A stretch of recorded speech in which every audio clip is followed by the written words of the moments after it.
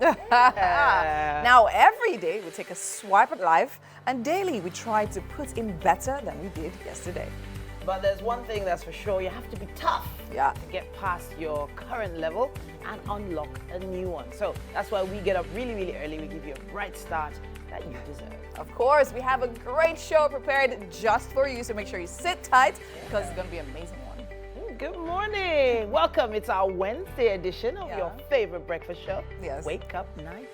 Yes, of course. And the ladies are here holding it down. Don't worry, we have one man around lurking somewhere. Mr. Messi Kenna is going to come and brighten up our day in a little bit. You know, we've seen him around, you know, getting his makeup on. But we have an amazing show planned. And as your host, we want to ensure that you enjoy every moment. Of course. My name is Winfrey Agbeleshe. And I'm Titilayo Oyinso. We have the next 1 hour, 45 minutes with you.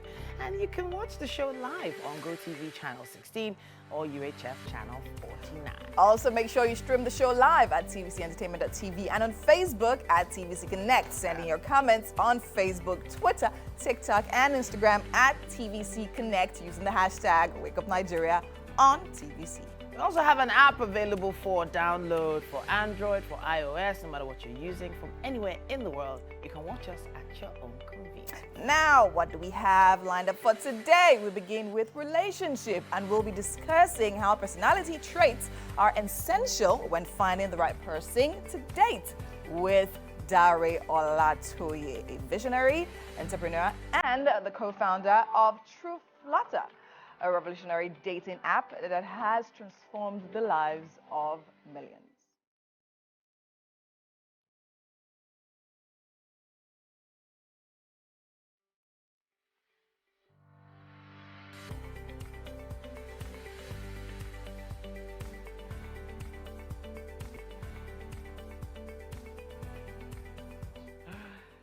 As I said earlier, Mike has arrived to brighten up our studio. Yes, of course. If you know brighten yourself. Nice in chocolate. If you know brighten your, chocolatey in chocolate. if you know, He's going to smile. He has to blushing. smile.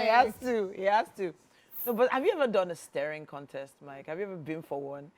You know, we used to do that when we were children, like you would like stare into someone's eyes. We should do it, right? Friday. For Fun Friday, have you? I don't understand.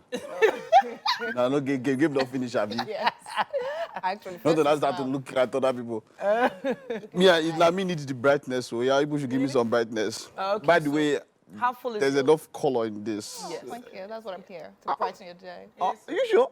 You know how this will brighten my day? There's a specific way. How full is your fuel tank right now? That will brighten your day. No, you don't even reach them.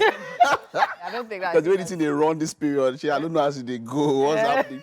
I was talking to somebody. I'll probably put a package on driving to ensure fuel efficiency. So there's a way you drive. You don't just step on the pedal. You don't drop it to the ground. A few other things, you know, because when you, I think we are all finding ways to adjust. Different for some, and not so pleasant for some. But in all, as long as there's life, you've won every battle. You will win this one and we'll move. I actually want to ask this question. Does it actually help to turn off the engine whenever you stop? It depends. Use more fuel? It depends. No, it actually depends. If it's a short distance, if it's moving a bit, so for every time you turn it on, it pushes fuel. Exactly. But then if you are in serious hold up, those type that they can cook breakfast by the side, you can't turn it off. Of course. So so everything is just about, once you just understand that, look, this thing is a muzzle and it pushes out fuel. So when you step down, and so what happens is that maintain an optimal speed. And it will tell you that it's between 50 and 60. Maintain an optimal speed when you enter cruise mode. There are different ways to cruise. There's some cars that have auto cruise, which you can put in. And then for someone that you have to learn how to cruise yourself. Yes, of course. True. Maybe And every there are time also we some cars pledge. that actually have the economy function as well. So actually you need to make sure or check to make sure. So, on my way, you have But to. there's one myth that You have to. actually annoys me whenever you have one of those paid cab services, and they reduce the air conditioning In fact, they don't fan. even turn it on. No, so they reduce the fan, thinking that if the fan is lower, it takes less fuel. Depends on Once your it is on, it is already taking fuel. It's not by how fast the fan is going. ACs, let me say something. ACs, the amount of fuel ACs use is almost negligible. It's negligible. And the point is this, if you are on high speed, if you're on the express, using your AC is even more economical. Yes, sir. It's more fuel efficient. Because when your cars are wound down, there's drag. Drag is against wind, there's something pushing it back. You're going forward. So the engine is doing more It's work. more work and very more fuel. And then the energy you use to step to enter somebody's front is burning Okay, make sure you reduce. I didn't say that one. That was I said it. That one's every day. I don't know what experience Winfrey had. But there's going to be some more amazing tips like that sometime later on the show. And if the weather is good, you know, your driving will be good too. Let's check it out. Hello and good morning. It's time for a news update right here on Wake Up Nigeria. My name is Titilayo Onyison. Thanks for joining us. We begin from the nation's capital, where the Senate yesterday approved President Bola Tinubu's request to appoint 20 special advisors. The development followed the president's letter to the upper chamber requesting the approval. The letter, which was read by President of the Senate, Ahmad Lawan, during plenary session, did not have the names of the special advisors attached. The appointment comes barely a week after the president was sworn in last Monday. The president had on Friday announced the appointment of the Speaker of the House of Representatives, Femi Gbajabiamila, as Chief of Staff, while Senator Ibrahim Hassan Hadija, a former Deputy Governor of Jigawa State, was named Deputy Chief of Staff. The president also named the former governor of Benue State and former Minister of Special Duties, George Akume, to serve as secretary to the government of the Federation. In accordance with the provision of Section 151 of the Constitution of the Federal Republic of Nigeria 1999, as amended, which confers on the president the power to appoint special advisors to assist him in the performance of his functions, I write to request the kind consideration of the Senate to appoint 20 special advisors, while hoping that the request will receive the expeditious consideration of Bola Ahmed Tinubu. On his request for the approval of the Senate to appoint 20 special advisors, we feel that this is something that is of utmost urgency. He wants to appoint his advisors, but he needs our approval here. And therefore, we should do that for him to be able to probably today or tomorrow announce his appointees. And now outside Nigeria, more than 17,000 people are being evacuated after a major dam in Ukraine was breached. Ukraine's President Zelensky says the dam was mined by Russian occupiers who blew it up. Moscow denies this and has claimed Ukraine damaged the dam in a deliberate act of sabotage. Ukraine's Interior Ministry says at least 24 different settlements in the Kherson region are already flooded. A state of emergency has been declared in the Nova Kakhovka district, and the water level is reported to have risen more than 11 meters.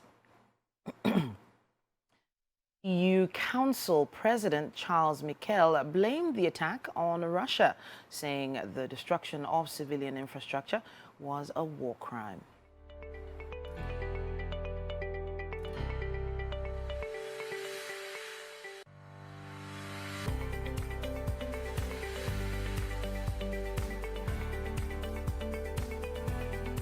Alrighty then. Now this conversation is going to be I don't know, it's an interesting one. I'm not sure where we're going to end up with it, but I just wanted to say summer is coming. A lot of people who haven't traveled in probably the past 2 years are probably thinking about traveling, right? So we have to aspire to greatness. In my opinion, you aspire to be better. You know, there's some motivational speakers that say, fly private, fly first class, you know.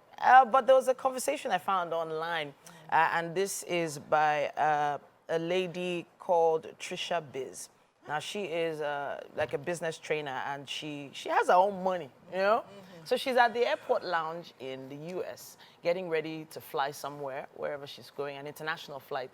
And she's having a conversation in the lounge with a gentleman. She just met the gentleman there.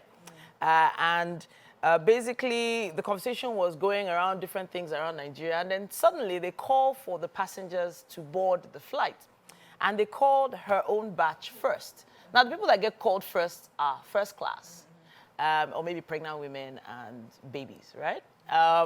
And she gets up, and the guy doesn't get up. And he's like, why are you wasting your money on first class? And then she's like, wait, I don't understand, wasting my money on first class?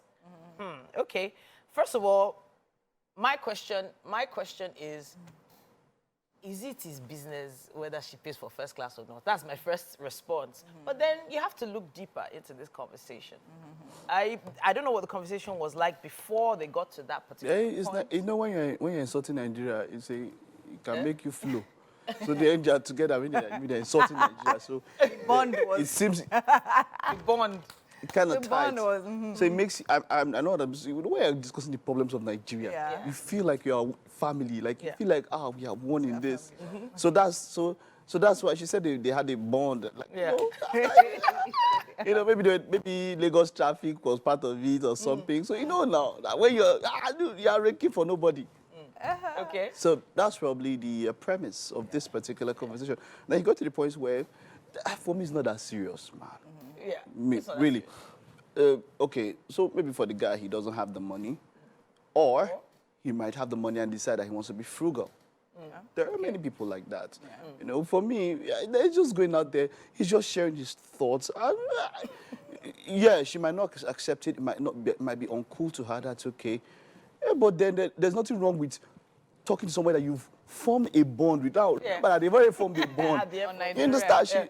From what they say, maybe she called the guy by the name. They already have that bond. So, with that bond, you talk to a friend. Yeah. Hey, why? If you go, hey, wait, you are buying bottled water. There's pure water. You know, it's like you're telling somebody, I'm pure water. You can suck it where it's invigorating. More than bottled water. And you understand? So that don't say the problem. So there was a line that I had a challenge with. Will economy class kill you? That was what he said. In some That was cases, what made yes. her rant.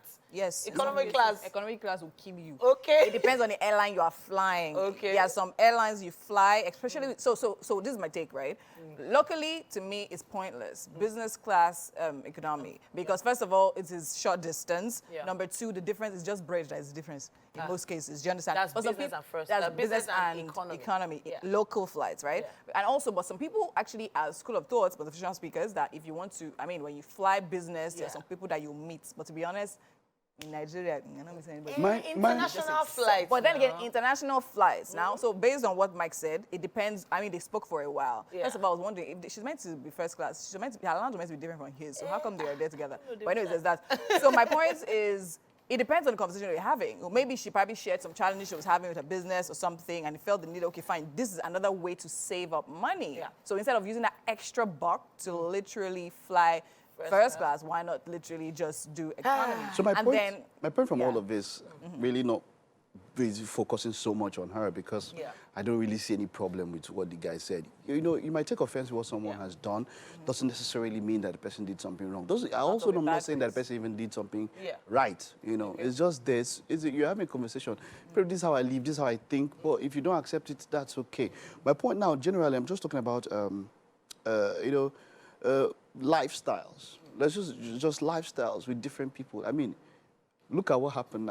Yesterday, or I think it was on Monday, I heard someone on radio say something like, "Oh, I saw somebody at Oworo with a Prado picking people to go to the island." Okay. Now, a Prado is 8 valve, and then you know how much the fuel will cost on that. Sure. I once had a friend who was using an 8 valve, and just to go to the island and come to the office, just very short distance, you spend 5K. And that was then. Yeah. There are some people now that tell that they spend 10K. I know somebody here and they say they spend 10K just to move one and one. Now, the price is now times 3. And I imagine now, and then you're now using Prado. I know some people who have bought smaller cars and say this period is. So you see, lifestyle, like you said, someone might just think about it and look, this might be a point for me to save some money. Sure. You know, and maybe it is about how it is being said. Yeah, True. That might be an issue. Exactly, true. You're talking to somebody. Yeah. You know, and so I'm not talking about their own game. I'm just talking about we now. You know, like you might just want to take Bolt. Or you might just take a cab ride, and then they're different of this ride, this cab rides. They're different ones. There are different levels. There are different levels. You understand? And someone can say, it's just here. You're going beggar, jump bus now. You know. Yeah. So I think when you are talking to somebody about lifestyle and all of that, it's about how you go about it. You know, and even if you don't go about it, you know, it doesn't mean that the person is coming from a negative place, a bitter place. It might just be like, everybody, because to get to I'm of the opinion that you aspire to greatness. If maybe you don't know where this woman has been coming from. You don't know how she has grown, how she feels, you know what, now is my time to enjoy the fruits of my labor, and she's celebrating I agree. life. Like, look at the differences between business class and first class, for instance. Yeah. First class, you can have your back to own her. bed, you have your own small apartment. If it's a long trip, yeah, of course. As I With said, unlimited that situation where I said drink. some economy can kill you. I've experienced something like that before. Where? I was traveling. If you see this one was International, like right? Oh, Jesus, yes. Wow. Yeah. Wow. It was a lot, and it was and we were just rolling off of COVID. Do you understand? So there's a lot of that as well. But then again, you know the differences and all of that. Then So also, some people actually factor in the people they meet on flights into their business plan. Sure. And I business think proposal. And that's been they calculate that. that's in been their predatory for me. Really? Yes. No. Going with that kind of mindset, it's look, yes. It helps you aspire more. Not aspire. It's Some a- people plan it. And Like, it's part of that's their the point. See, networking. exactly, that's the point. this And thing for their for me, businesses, look, though. there are no hard and fast rules. I once heard Donald Trump say something like when he goes into a shop and then they see, okay, hey, this is $2, and then he goes, okay, I want 10. And he says $20. He says, how can I buy 10 and it's $20? I'm going to buy for $17. And they say, you are Donald Trump. You should be giving me a £5. It's like, I got rich doing this. I will stay rich doing this. So in your way, you're thinking that, okay, I've made this money, let me do. Some of these very rich guys are still frugal. Because you tell you that was how I was able to amass wealth. So that the person, there are some people who are in that business class, they can maybe buy the plane. Of course. You understand? There's some people there, but they've decided that this is how I got to this point. This is how I will keep moving forward. You understand? So, you know, and when I say predatory, as in you going and you want to, so you start looking for compensation when you're not there. You start disturbing people. Necessarily. No, let me tell you. Disturb Because people. let me tell you something. No, I'm telling you, some people, because they are intentionally, okay, I come to you, this is first class. I have two of you inside first class. Hello, how you doing? And you don't feel like talking. And then you want to, because I pay this money, you cannot go.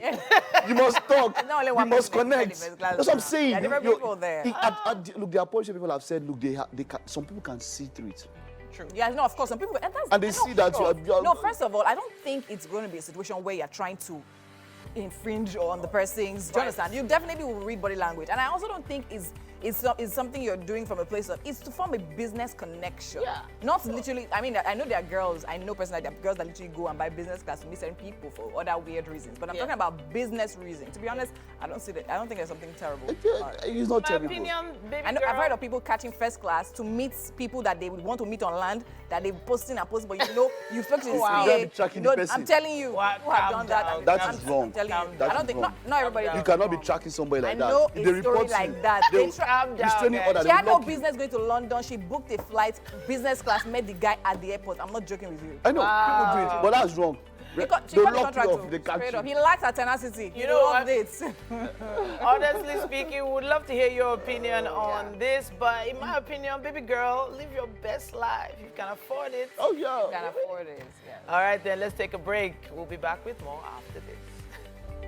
Welcome back. It's about time for us to take a quick look at what's happening on the covers of the dailies this morning. And we're starting with the Nation newspaper. Mike Messikeno is right here. Yeah, we are. Yeah, so Okay. quite a lot of interesting headlines to take note of today. Quite a lot. Wednesday, June 7th. Tinubu in crucial talks over Senate President and Speaker. Now the President urges Wase, Betara, Gagdi, others to accept party's choice. And meeting slated with APC governors, NWC senators and reps-elect today. We also have this, filing discrepancies stall Atiku PDP petition. What else do we have here? Nigeria Air launch a fraud, rep panel claims. NLC. Yeah, just before, there are some few I want to comment about, but Okay, just before go we do that, let's start with the major one here. Tinubu in crucial talks over Senate President and Speaker. Oh, sure. It is time for politicking when it comes to the National Assembly, and you know, as expected, as is to be expected, even in the party, there are different people vying for different positions. What the president is trying to do here is to ensure that the party puts out a united front.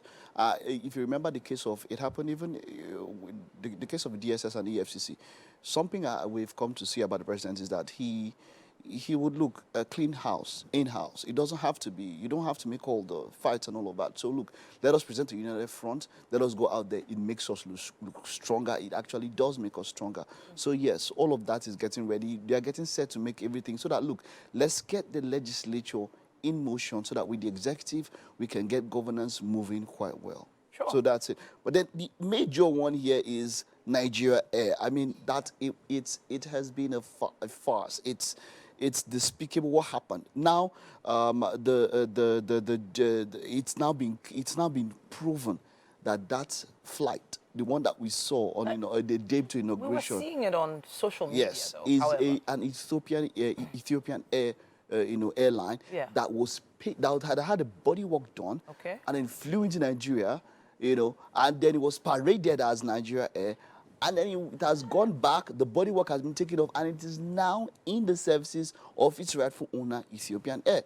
Okay, so I've heard of many different airline fleets actually take on 737s, Airbuses into their fleets.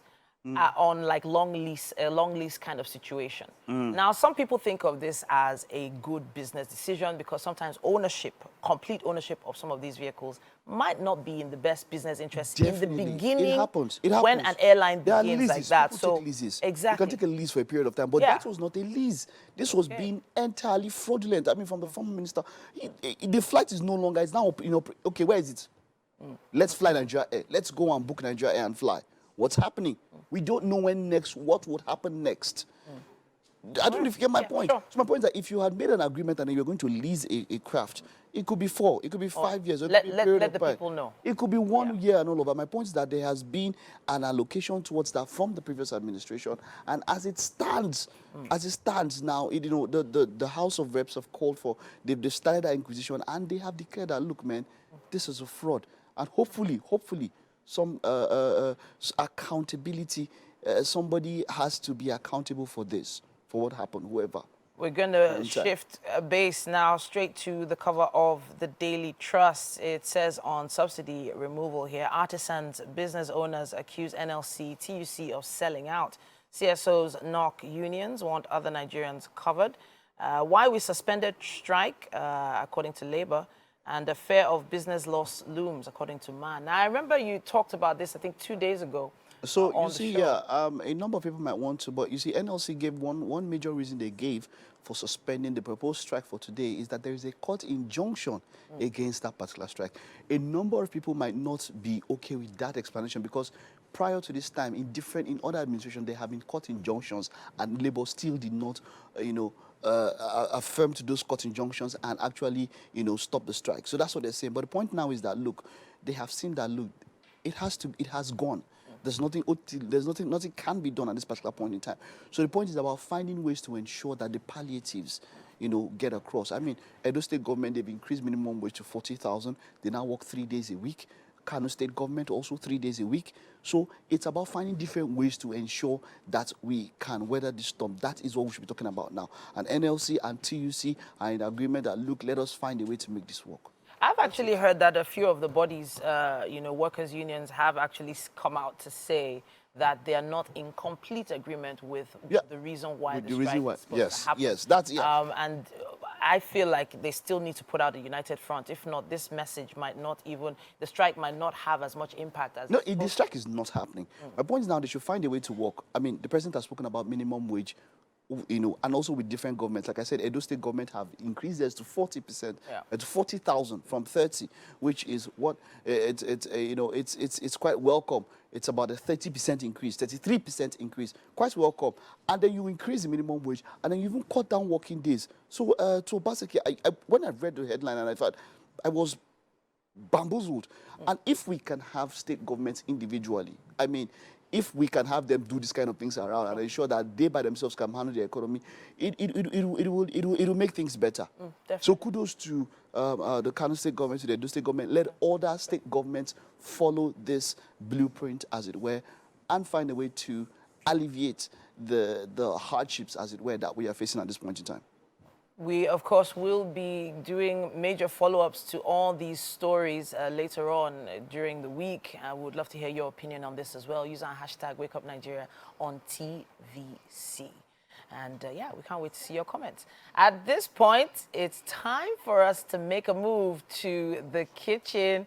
We have Winfrey standing by. But then, just before then, I think it's about time we take a few birthday shout-outs. And Winfrey is dressed for the occasion, I have to say. To have a discussion with on this area than Dare Olatoye. Now, he's a visionary entrepreneur, co-founder of True Flutter, a revolutionary dating app that's transformed the lives of millions. And yes, when we say millions, we mean it. Actually, it's great for you to have, it's great for us to have you on the show today. Welcome. Thank you for having me. Thanks for joining us. Yeah. Now, personality traits and information about personality traits and understanding what these traits actually are. I think that's where we should begin. You have a dating platform. So Yes. you have major experience with this. Yes, right? definitely. So let's start from there. A lot of people are doing this dating thing online now, as opposed to back in the day when you actually had to physically see people before the conversation begins. So let's talk a little bit about how to figure out the personality traits online before the physical meeting. Yes, so the first thing you need to first understand is that why do people break up? Why do people have bad relationships? Okay. It's because of the conflicts they have. And conflicts come as a result of two different personality traits. Okay. And of course, they don't agree on so many things. And that's why there's a lot of conflict.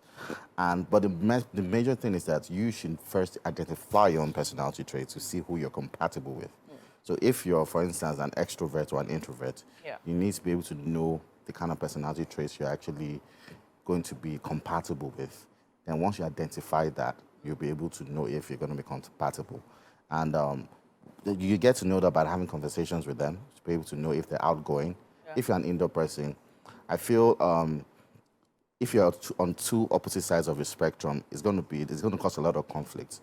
It's always good to have a balance. If you're an introvert, it's good to have someone that's a bit of an extrovert, but not an extreme extrovert. You know, it just keeps that balance in the relationship, and there'll be less conflict in relationships. So I feel like a lot of people are in denial of their own personality traits. I feel like when you have a conversation with someone and you're like, oh, you're an extrovert, you're really chatty, and the person's like, no, I'm really quiet. But this person has probably been chatting for the past 30 minutes, and you're like, wait, you quiet? So how are you able to, convince people of the traits that they actually have? If it's one thing I always tell people, we all have patterns. Okay. We all have patterns. And it's as a result of our personality traits. Those patterns could actually sabotage potential relationships. Wow. So it's very good when you have insight on the kind of personality traits you have, and you'll be able to, make better decisions in your relationships. So having insight is the most important thing on, okay, I'm an introvert, I'm an extrovert, I'm a consensuous person. Then it'd be easy for you to have a good relationship if you basically have insights on the kind of personality traits you have. Some people are of the opinion that personalities also have a lot to do with where the person grew up, their immediate environment. Are there any more common, more frequent personality traits you've noted about people living in an urban area like Lagos, for instance? I think people that live in urban areas, they could either be conscientious people, like people that are very detailed, people that are very proper, or they could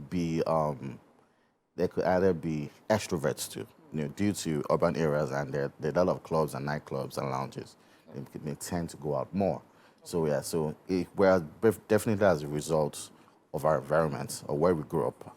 You know, like someone like myself, I'm a result of, you know, the environment I grew up. I'm more of an introverted person, and I don't go out much unless it's needed to go out. Sure. So yes, well.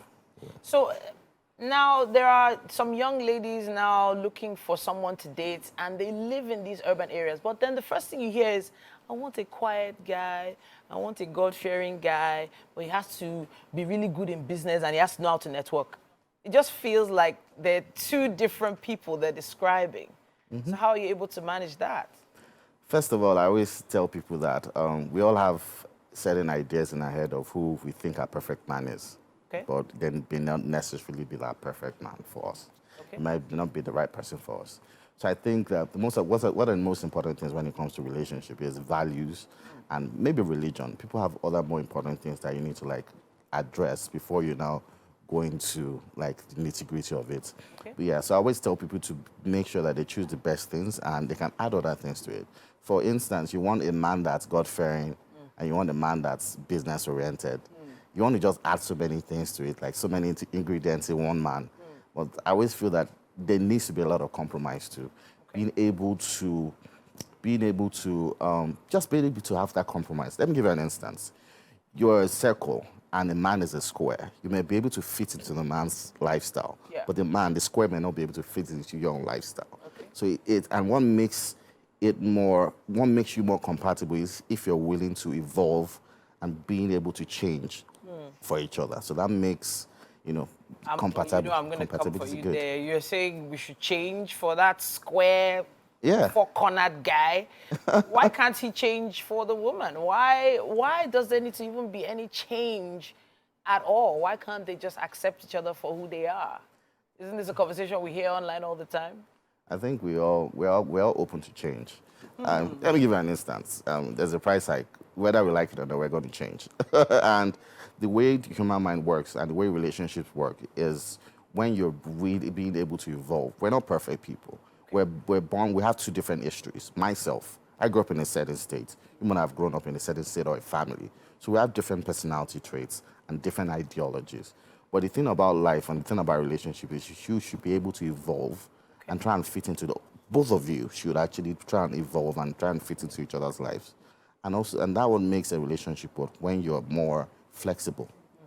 Okay, so let me touch a little bit on age groups now. Because personality traits, as you said, evolve.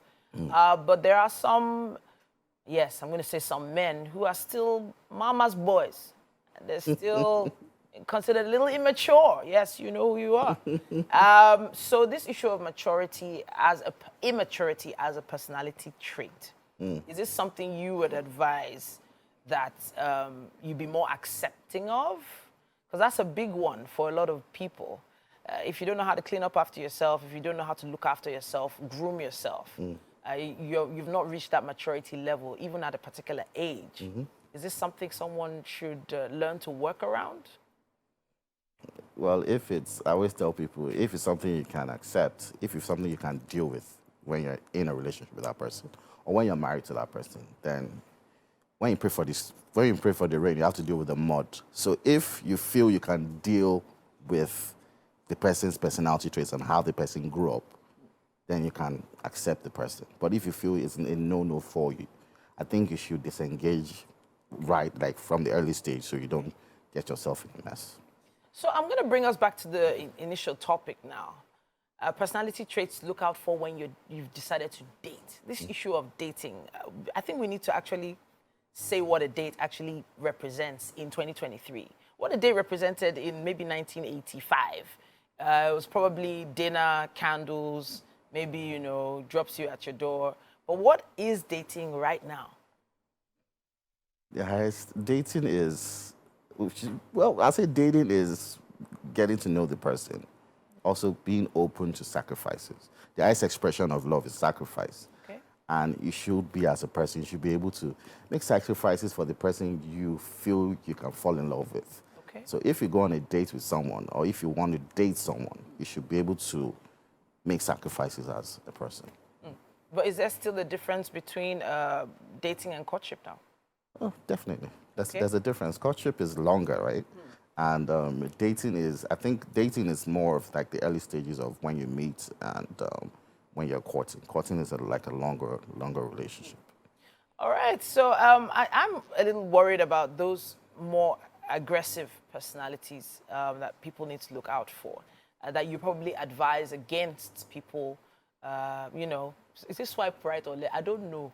Swipe left. Swipe left, I don't know. I have no clue where you're swiping to. I don't have an account. But before you make that swipe, in whichever direction, those more aggressive personalities that you advise against, talk to us about that. People have triggers. I mean, human beings actually have triggers. And if you feel that your own personality trait would also trigger the person to be more aggressive, then it's very likely that you're incompatible. But if you feel that, I mean, I think human beings generally have triggers. There might be one thing or the other that will trigger you and make you aggressive. It could be a friend being rude or someone being rude to someone or someone coming late for a meeting. But if you feel that your partner has traits that will trigger your own, your own anger, then I feel that they're not compatible. It's not something that you should look into when it comes to relationships. Okay. All right. So I'm going to go into get a bit techie now. Your platform must be using a particular algorithm. Yeah. Do you want to let us in on how that works? First of all, I would say I won't go in depth because it's if I see everything, then I could have proprietary, I guess. Yeah, so because I have competition out there. But what I would say is that the way we're tailored to accelerate the matchmaking process. Okay. Personality traits, culture, religion, and so many things we put into place. So when you're on the platform, we feed you, and also machine learning. We integrated machine learning to it. So the app actually knows the kind of people you like. They study basically the things you like and the things you don't like, and they start feeding you the things you like. And that's why there's this lady that got married. She said when she signed up, she was overwhelmed because she got over 100 matches in a couple of days. Wow. And it was because the app started learning the kind of person she was and the kind of people they could feed to her. So there was something you said before we came on air. You said you'd done 21 weddings this 23. year. 23 weddings this year. In 1 year. Goodness me. Well, hey, we would love to hear what you have to say about this particular conversation. Use our hashtag WakeUpNigeria.ontvc. Let us know what you think. We'll be matchmaking with you later on again next week and likely the week after that. Thank you so much. Thank you so much for having us. Thank you. Okay, then let's take this quick break and we'll be back with more on Wake Up Nigeria. All right. It's time for the second hour, people. The second hour has begun, and it's a Wednesday. Hopefully the first hour warmed you up, and of course we hope that you stay right there nice and cozy while we remain your favorite when it comes to breakfast TV. Yes, of course. Now let's check out the process. I mean, there's nothing happening in the kitchen yet, but something is coming up, so make sure you stick around. My name is Winfrey Agboleshe. And I'm Titi Lau. So 45 minutes left. You can, of course, watch us on GOTV, channel 16, and UHF channel 49. We also stream this show live, in case you were wondering. That's tvcentertainment.tv and on Facebook at TVC Connect. All right, make sure you also send in your comments on Facebook, Twitter, TikTok, and Instagram at TVC Connect using the hashtag WakeUpNigeria.ontvc. We also have an app for you that is available both on the Android and iOS stores. This allows you to catch us anywhere you are on the planet. Yeah. So make sure you download that for your own convenience. Now, there's so much still coming up, but what we're looking forward to most is our final guest for the day. The amazing AMVCA award-winning David. Honestly, I think it's going to be great. But I just felt very, I felt like a little more advanced in years now when I didn't know which way to describe swiping. We were talking with the relationship guest earlier on. I can't imagine what the dating world is like these days. I don't know. Yes, up. Well, I'm talking about the more generic app that a lot of people have been using over the past 5 years in order to make connections with people. But they do help because actually, I know people put in their maybe their details or whatever, so it's easier to find the kind of person you want. what kind of person you. That in itself is a problem. Yes, I know. But you know, it can help you weed out a number of things. Like, okay, so maybe you might be looking for somebody who maybe studied the same kind of thing you studied in school, or maybe studied something that you feel you can connect with the person on this kind of level. Yeah. So you know, it's not like getting to know a person entirely. You know, just meeting somebody and just getting to starting to know. It actually takes me back to the movie Tinder Swindler. Okay. Yeah. Yeah, so things like that and how rampant things like that actually happens. I don't know, the way I see these dating apps anyways, I think based on experience of people's experiences, is I think the normal social apps that we have naturally helps you connect on a very platonic level. To be honest, I think from there you can go anywhere. Well, I think most times when you now specifically say this is a dating app, it now seems like it's taking you several steps ahead, and then people don't want to go through the normal process of getting to know. They just jump, hop, skip, and jump. Exactly. Yeah. So, I don't know. That's where my mind goes when I hear dating app. Yeah, it feels like there's a part of the process you're supposed to go through. Exactly. I'm supposed to hear your response to these questions. I should know your political views. When we have a conversation on it, not are you Republican or are you you conservative? I'm just saying. I'm just using American here, but you know what I'm talking. Why didn't you use ABC? I just want to No, I didn't want to say. Why did you do that now? Eh? But some people take those things really seriously. Yeah. And you know, I hear so many times that God-fearing man. That's the first trait. God-fearing. Like, yeah, fine, great. But There was even someone that came out to say being on this app is actually demonic or something weird like that. wow. Actually, so yeah. I actually saw that, bro. Is there anyone that is local that is relevant to our locale? Like, is there any Nigerian one that is suited for Nigeria? That's what he yeah, has, that's right? True Flutter now. That's what So a Nigerian with a global appeal. That's what I mean. So you understand what I mean? Okay. I mean something born out of Nigeria but has this kind of global appeal because you know, I don't know if you get what I mean. A lot of them are still well. Let's see how it goes. If they keep on doing things like this, there may be something in front we can. They can get that global awareness that we India, are looking for forward to. instance, you know, it's Indian parents that are their own Exactly. app. Dating You know, apps. Indian parents, no matter where their child is in the world, They will find they a girl. will find for a you girl or a for man that for son. you. They will find a It actually guy takes for my that mind to what I wanted to say. I said, I think what we need now, because we have a lot of westernized things, right? Apps and all that. I think we need an app that's going to help men ship girls from the village. Wow. Just thought about it. So develop it if you are an app person. Because people are like, I have a friend that's actually out of the country. He's seriously looking for someone. Wow. And he doesn't want any. He wants. Have you ever been approached in the supermarket by an older woman looking for you for yeah, a son? definitely. That thing used to blow my mind. It's happened at least 4 or 5 times. I was like, oh, my son is... I have a friend that actually got married based on that. Wow. Yeah. Interesting. Yeah, actually. Interesting. All right, so it's raining men. Yes, Is it? No, it's not anymore. It's time for the weather. Welcome back. It's time for another news update right here on Wake Up Nigeria. My name is Titilaya Oyinson. Thanks for joining us. We begin from the nation's capital, where the Senate yesterday approved President Bola Tinubu's request to appoint 20 special advisors. The development followed the president's letter to the upper chamber requesting the approval. The letter, which was read by President of the Senate, Ahmad Lawan, during plenary session, did not have the names of the special advisors attached. The appointment comes barely a week after the president was sworn in last Monday. The president had on Friday announced the appointment of Speaker of the House of Representatives, Femi Gbajabiamila, as Chief of Staff, while Senator Ibrahim Hassan Hadija, a former Deputy Governor of Jigawa State, was named Deputy Chief of Staff. The president also named a former governor of Benue State and former Minister of Special Duties, George Akume, to serve as secretary to the government of the Federation. In accordance with the provision of Section 151 of the Constitution of the Federal Republic of Nigeria 1999, as amended, which confers on the President the power to appoint special advisors to assist him in the performance of his functions, I write to request the kind consideration of the Senate to appoint 20 special advisors, while hoping that the request will receive the expeditious consideration of Bola Ahmed Tinubu. On his request for the approval of the Senate to appoint 20 special advisors.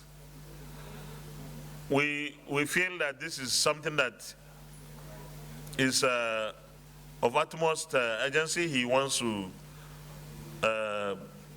appoint his advisors, but he needs our approval here. And therefore, we should do that for him to be able to probably today or tomorrow announce his appointees. And now outside Nigeria, more than 17,000 people are being evacuated after a major dam in Ukraine was breached. Ukraine's President Zelensky says the dam was mined by Russian occupiers who blew it up. Moscow denies this and has claimed Ukraine damaged the dam in a deliberate act of sabotage. Ukraine's Interior Ministry says at least 24 different settlements in the Kherson region are already flooded.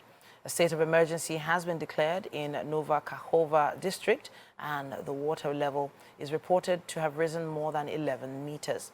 EU Council President Charles Michel blamed the attack on Russia, saying the destruction of civilian infrastructure was a war crime.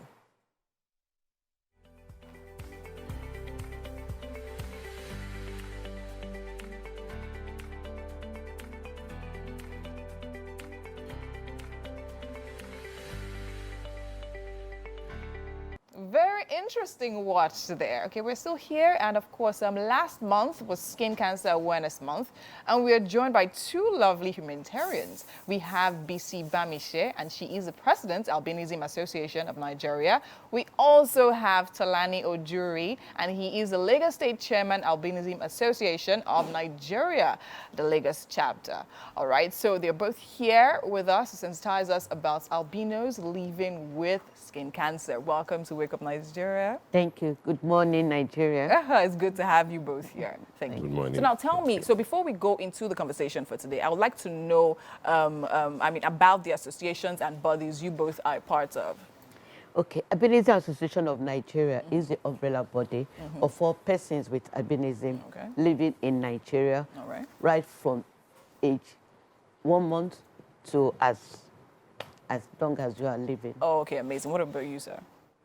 So tell me about the Lagos State chapter. Yeah, the Lagos State chapter, just like the umbrella body, takes care of the welfare of persons with albinism from cradle to the grave. And it includes liaison with the government, liaison with private individuals, and making sure that we have a good database and monitor them in the area of health, in the area of education, in the area of the social welfare and all that. So that's what we do in Lagos. Oh, definitely. It's really important we have these conversations because I'm sure a lot of people don't know these bodies actually exist.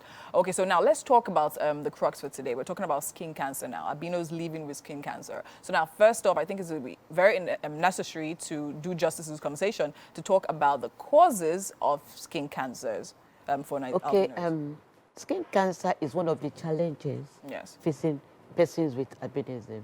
They're not called albinos, they're persons with albinism. Persons with albinism, okay.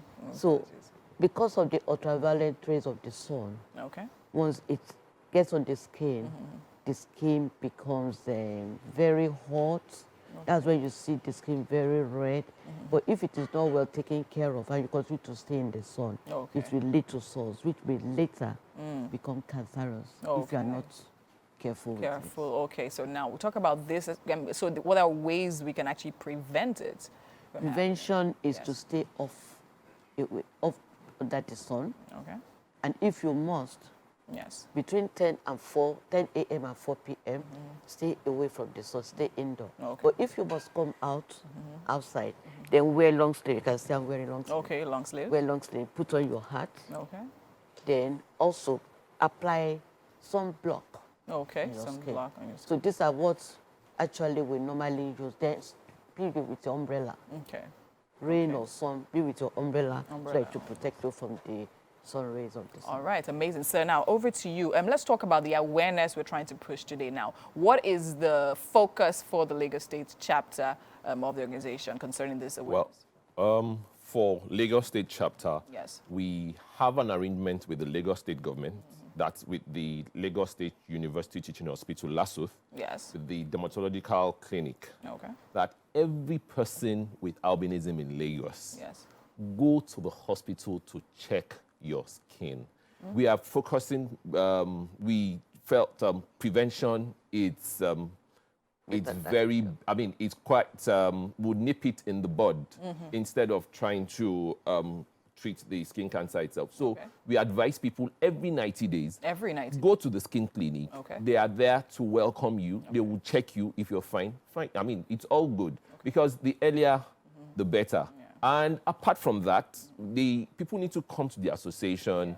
We enlighten them as regarding what to do, how to protect. If you are a mother with a child with albinism, even an adult, just like what she said, you just stay away from the sun. And if you have to go out in the sun, you have to wear clothes that cover most parts of your body. Use sunscreen. Use the proper sun protection creams. Not just any anyone. Not just anyone. Yes. You want 50 plus SPF and above. All right, amazing. So now, to you again. So now let's talk about people that already have the skin cancers. Now, what are the possible cares and steps they need to take to make sure they take care of themselves properly? Okay, in Lagos presently, we have about 7 of them that needs urgent attention. Urgent. And we have even one in the studio, but we cannot bring him on air. Okay. His own is very, very pathetic. Okay. It's affected the head. Okay. So the minute just the skin and the side of the lip. The lip, okay. Yes. Okay. Then we have another one, the one that came yesterday for help. Our own is under the eye. Okay. So all these ones, they have the need for medical checkup. Okay. Some are already gone through surgery twice. Okay. They need to go for another one, and they don't have the money for it. To do that, So that is where we are at that stage. Okay. We are appealing for support. For support. At LASUTH. They have their medical folder at LASUTH.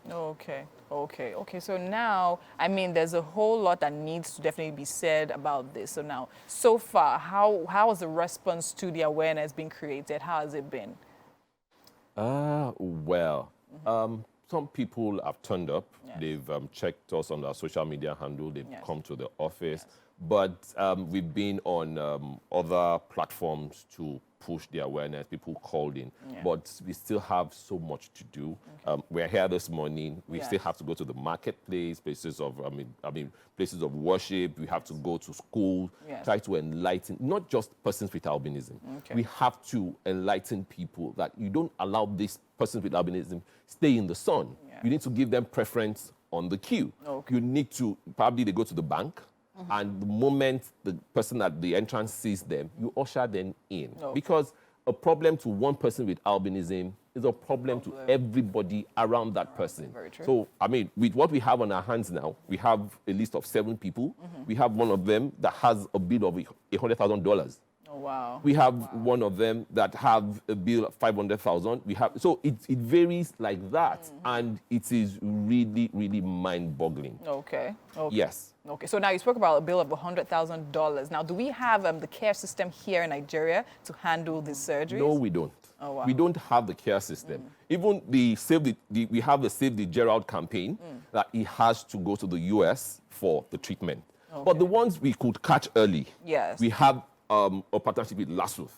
And most of them had surgeries twice. Some had once. We have the ones at the early stage, 250, 500,000. We'll take care of that. The Save Gerald campaign is $100,000.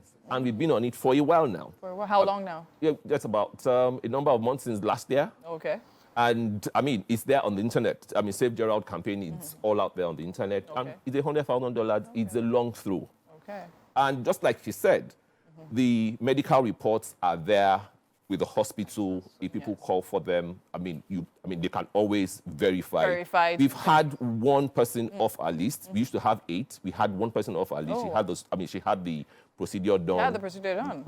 Last month. Yeah, just like I said, the earlier we catch it, the better. The better. Okay, amazing. So now, do we have social media accounts we can put out there for aids and support to check out, just in case? Yes, Gerard. Yes, Save Gerald campaign. Save Gerald campaign on, so what platforms? Yeah, on all platforms. On all platforms. Yes. Save Gerald and campaign. All right, amazing. Thank you so much for coming up. Hopefully very soon you get the support you need, and hopefully Nigeria will also have the healthcare system to support us in this movement. Thank you so much. All right, Thank you very and that's all we'll take on this particular interview. We have Titi in the kitchen. Titi, what's happening? Yeah, our chef is really rearing to go. We've just been standing by to get stuff done. Kaizen chefs in the building. Chef Kaizen or Chef Lucky. We call him both. It's great to have you in the building. What are we making today? Oh, today we are going to make dirty rice. Dirty rice? Yeah. What does that even mean? I've heard native rice, I've heard concussion rice, I've heard jollof, I've heard turmeric. This one is dirty rice. Yeah. It's called dirty rice because you have a lot of things inside. Okay. Like you call it the continental concussion rice. We call it the concussion rice. Wow. In America, they call it dirty rice because you're going to have chicken in there, you're going to have mice meat in there, you're going to have liver, you are going to have kidney in there. Then it's going to be, we have this one, which is our oregano, white pepper, ginger and garlic, onion, anything you feel like using, like a whole lot of things, like you can have your cabbage, you can have your carrots, you can have your vegetables inside. Shall make it dirty. Just dirty. It's not. It doesn't have one particular thing you see in it. Okay. Everything has to just be dirty. So the rice is already on the fire. On the heat. It's just normal long grain rice. Yes, this long grain rice. So are you parboiling? We are going to parboil it.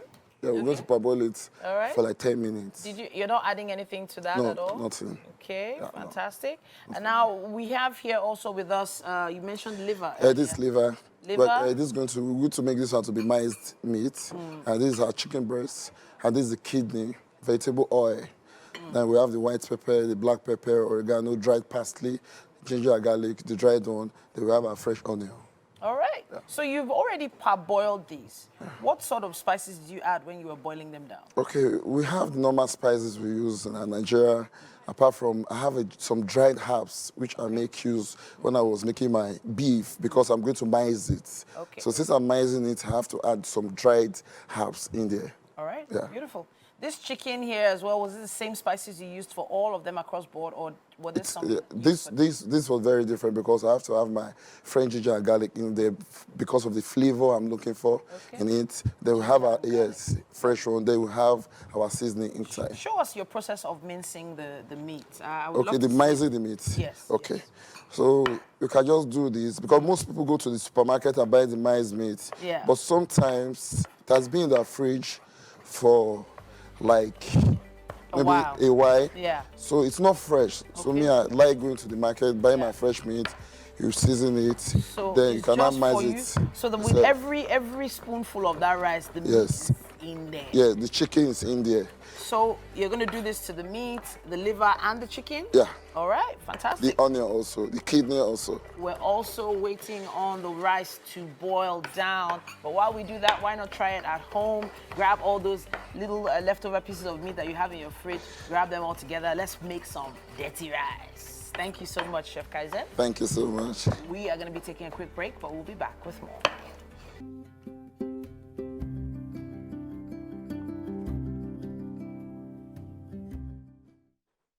Yeah, it's time for our final conversation of the day. We have AMVC award-winning actor and television presenter, David Akade. How you doing? Good morning. Welcome. Tell us, AMVC winning, yeah? That was last year. That was last year. Wonderful, wonderful. And as it stands here, with every year and all of that, and the new things that have to come and all of that, is there pressure to keep up to the standard? I focus on my vision as a person. That is what I do. Yeah, you have to do better, but you do not have to put pressure on yourself. Just like the way people say, pressure to what? No. So you will come from outside here. Yeah. Well, how do you deal with the one from outside? Let's forget, now, not yourself, but other people putting pressure on you. Maybe you've done a project and someone says, okay, we expect that maybe a producer or a director that maybe hired you and said, okay, you did this one, we expect that'll be this one. You should make this project move because you did this one with this project and all that. When it's from outside, how do you deal with it? Yeah, funny enough, I just tell people, let's make good films. That's what I tell them because after the AMVCA, someone reached out to me. I was like, I want to win the AMVCA next year as well. So come and produce a film for me. And I was like, wow. No, it doesn't work that way. It doesn't work that way, yeah? I just told the person, let's make a good film. So, and when we make a good film, then we'll see what happens. What happens? Yeah, so, but I would not tell you, you're going to win this, you're going to get this, you're going to get that. Yeah. No, let's just make a good film. Fantastic. And then we'll explore everything that happens with it. I wanted to touch on the fact that it's a foreign language, or rather, indigenous language film that you won the award for, and it was Alaishe, right? Yes, yeah. Now, there must have been challenges on set while you were, producing this. And of course, I think there's another one you produced now that's about to come out. Yes, Asha. Let's talk a little bit about the challenges of producing movies right here in Nigeria. One of the biggest factor, producing movies in Nigeria, one of the biggest factor I'll just talk about because of our time is the fact that filmmaking is it takes a village to make a film. So it's not just an individual effort. So, but when you get on set, basically, you have people coming around to just come and bother you.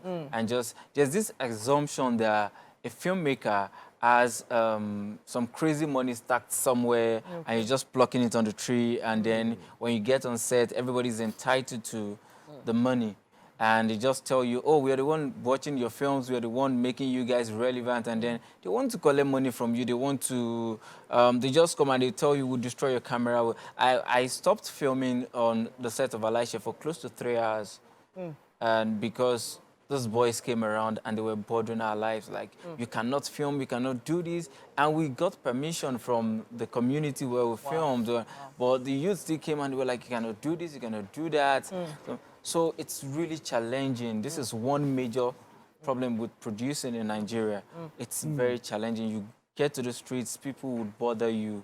They would really bother you. And the same thing with Asha when I was filming. This one, I was so surprised and I was sad at the same time. Because these boys came around and they were just between the ages of 17, 18, 19. Wow. And then they said, we cannot film. Why? We took permission from the person we were filming. In the person's house, we have permission, we have everything. This is one thing I do. Before I film, I go like months ahead to take permission from people that want to use your place. And we were like, we cannot film, we cannot do this. And they even requested for money, and then I gave them some money, and then they called another set. Wow. And those ones said, oh, this is not our money. In Yoruba, they say, oh, like, this is not our money. So if you give them 10,000, they'll tell you it's too small coming from a filmmaker. So even if you give one person 10,000, they'll be like, this is too small. So really, like, it's really challenging. I guess there could be some kind of, anxiety around filmmaking just because of these challenges. Yeah. But this hasn't stopped you. You still keep pushing through. Definitely. Yeah, so tell us about this latest project. What is this all about? Yes, Asha, it's Asha, bird of prey. It's the hawk. So, but in the real sense, it's not like in the movie you're going to see a bird flying from one place to the other. It's just a symbolism of the predator and its prey. So that is what the movie is talking about. And it looks at some people in the society with strength, with power, and then how they actually prey on other people. Yeah. So you're doing quite a lot of indigenous language films and all of that. Is there any personal inclination, or should I say proclivity, towards indigenous language movies when you produce them? Do you have any special thing for them? Yeah, and all of that? Funny enough, it's not like I am just strictly with indigenous film. Okay. The thing is that I am dynamic and I am not rigid. I can do any kind of filmmaking. So most times I just feel like presently I have some indigenous stories. I still want to put our culture, our tradition out there for the world to see. So, and I feel there are a lot of indigenous stories that are not out there yet. So why not let's put indigenous stories out ones, there. yeah. So sometimes people tell me, oh, David, you make Yoruba films quite a lot. And I was like, oh, I featured in a number of English films. But I don't mind though. Actually, it's not a problem. Look, if I feel like if that is where the calling is, if that is where you have, it's your forte. Or more, look, like you said, there's still so many to be told, and and considering that, look, even in the international community, they rate those ones even more because you can't, if you speak English or shoots going past them. Just like I tell people, I studied English at the university, but like me being in the Yoruba, filming in Yoruba presently does not mean that I cannot cope with the pressure that comes with the English industry. It's the same that you're making films, you're telling stories. Just make it intelligent, make it relatable, and let the world see. But just one thing I just want to ask: producing as a producer, the producer. When we look at the producer, yeah, like you said, everybody thinks money. I think of it. For an upcoming producer, man, how do you get to do all of this? How do you get to source for the funds and all of that to put all of this together? How does someone start in this? Presently, it's still more of like a teamwork and more of personal funding. Like, except I get commissioned for a job. Wow. If it's my project, then like Elisha is just myself, Demola Yusuf, Edgar Leroy. We all came together and we got the job done. Nice. Asha is a commission project by Red Non Studios, and they partner with David Akonde Studios, which is my studio. And then we came together, we made this happen. So, and we have Boyega Show as the director, and then Ofemi Familoye as the executive producer. It feels like collaborations are really the in thing now. The in thing. Partnerships, making things work, especially with the younger producers, the more new Nollywood producers. But are there any of the former, or let's say more matured, older Nollywood producers that you look up to? Who do they say your work reminds them of? Really, I think my work is still David Akonde, but in real sense, you see me in my work, but I really look up to a lot of people as well. And growing up, I watched a lot of TK's film, like Oleku to Tunde Kalani, Oleku to Thunderbolt to Shawaride, and those films shaped the way I think, because what makes the difference between someone that is doing films that you celebrate so, oh, this film is very good, and the person that sometimes you see their film like, oh, I think they can. It's just the mind sometimes. It's not really about the work there. Your mind works, what you feed your mind with determines your output as a filmmaker. So I have seen a lot of TK's film, and then I'm like, okay, there's a way culture should be represented in filmmaking. There's a way stories needs to be told. Then I look at this film like, okay, I want my filmmaking to be like this. And then growing up, eventually I saw a couple of Kunle Afolayan's films as well, and I'll be like, oh, yes, this is the standard. This is the way we should go. So I watch the way they do their things. Like, they don't need to put out 20 movies in a year. Sometimes it can just be 1, 2. Yeah. But the 1 or 2. That's standard, yeah. Like, the standard. Funny enough, Kunle Afolayan released only Anikulaku last year. It was everywhere. Yeah. True. Just one. Just one. So, but Edaja, I just want to ask this final question now. That standard you're talking about, on the average, how much would it cost to produce that standard of movie? If I want to take total cost. I would not put a price to it. Okay, give us a range. Filmmaking is expensive. That's what. Give us a range. Give us a range, or a minimum, or something. Just give us something, an idea. It is difficult because you need a script. Like, the script tells you what. I know. But just, okay, you have seen scripts now. On the average, just let. If I hold 200K, have you produced movie? Maybe you get a producer that will do that for you. You see where I'm coming from now. See, if I get 2 million, will I produce a movie? I think you still get people that will do that for you. 20 million? This is Nigeria. You see, anything you want to do, David, you don't get my point. I just want. You want me to give you a figure? No, it doesn't mean that that's your figure. What I'm saying, if I want to produce a movie, what should I be looking at? Just an idea.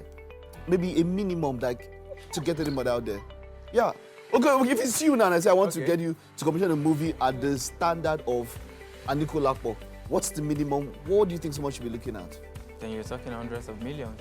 Hundreds of millions? Yes. Okay, that's where to start from, hundreds of millions. So just have an idea how people can get it, because you know people might not know what it takes to put all of this together. Hundreds of millions. Yeah, but as an indie filmmaker, independent filmmaker, I tell people it is possible. It is possible. I didn't produce Elisha with the crazy money. Budget and all of that. No.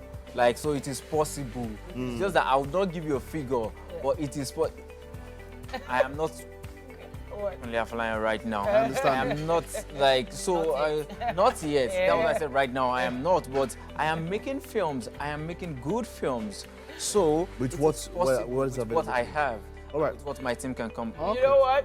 The same way, you know, there's a budget for films. We have a nice minimal budget meal that we put together for you. interesting. Chef Kaizen is showing us how to put together dirty rice. Let's go have a taste. All right, yeah. Shall we? Hey. Let's go.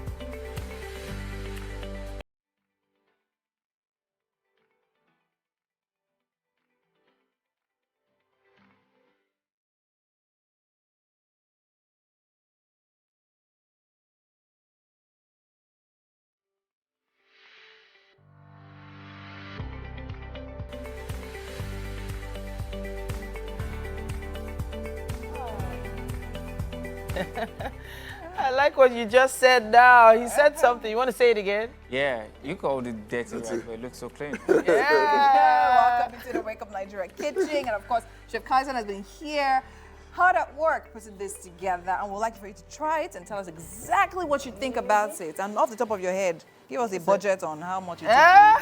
Please refuse to give us a film Why is everybody talking about budget? Because money is important. Money is important, I know.